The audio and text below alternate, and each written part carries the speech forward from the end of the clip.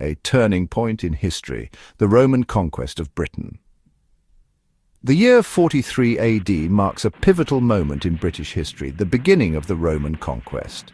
This was not Rome's first attempt to conquer the island. Julius Caesar had led two expeditions in 55 and 54 BC.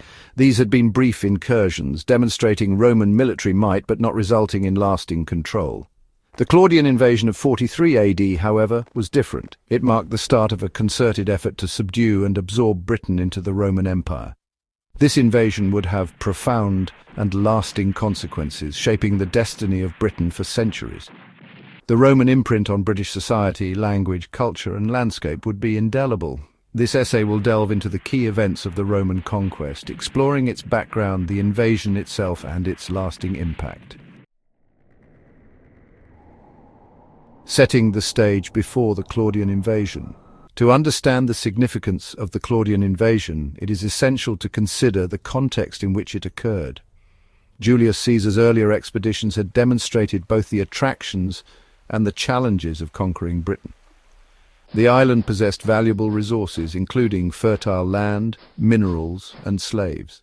These resources had attracted the attention of the Romans, who were ever eager to expand their empire and its wealth. However, the Britons, under the leadership of various tribal chiefs, had proven to be fierce and determined adversaries. They were skilled warriors, fighting with a combination of courage and tactical ingenuity. Caesar's expeditions had revealed the logistical difficulties of campaigning in Britain, with its unpredictable weather, challenging terrain, and fierce resistance from the native population. Despite these challenges, the potential rewards of conquering Britain remained a powerful lure for the Romans.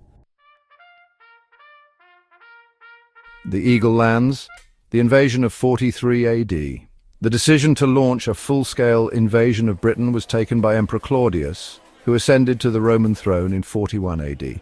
Claudius was eager to prove himself as a strong and decisive leader, and a successful conquest of Britain would greatly enhance his prestige and authority. The invasion force assembled for this ambitious undertaking was formidable, consisting of 4 legions and a similar number of auxiliary troops, totaling around 40,000 men. The command of this force was entrusted to Aulus Plautius, a seasoned and capable general. The Roman fleet set sail from Gaul, landing at Richborough in Kent. The initial landing was unopposed, but the Britons were prepared to resist the invaders. They harried the Roman advance, using their knowledge of the terrain to their advantage. However, the Romans, with their superior discipline, organization, and weaponry, gradually pushed inland, determined to bring the island under their control. Section 4. Clash of Eagles and Celts. Early Roman victories. The early stages of the Roman invasion were marked by fierce fighting as the Britons, under the leadership of various tribal chiefs, resisted the invaders with determination. 2 key battles during this initial phase would prove decisive in securing Roman victory: the Battle of the River Medway and the Battle of the Thames. At the Medway, the Britons, led by the brothers Caraticus and Togodumnus, put up stiff resistance, but the Romans, with their superior tactics and discipline, emerged victorious. This victory opened the way for the Romans to advance towards the Thames. The Thames presented a more formidable obstacle.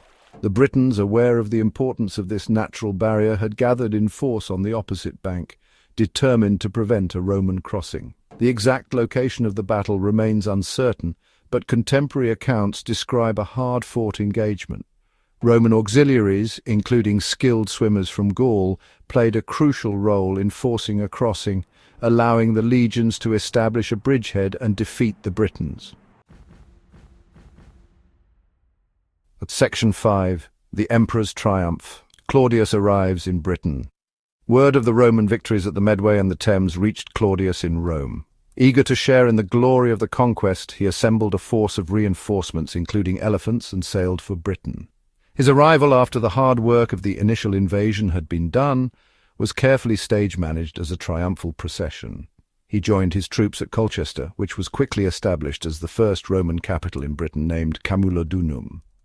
Although Claudius's personal involvement in the military campaign was minimal, his presence had a significant symbolic impact. It reinforced the image of Roman power and authority, and helped to cement the legitimacy of the Roman conquest in the eyes of both the Britons and the wider Roman world. Claudius's visit to Britain, though brief, marked a turning point in the campaign. It signified Rome's intention to establish a lasting presence on the island.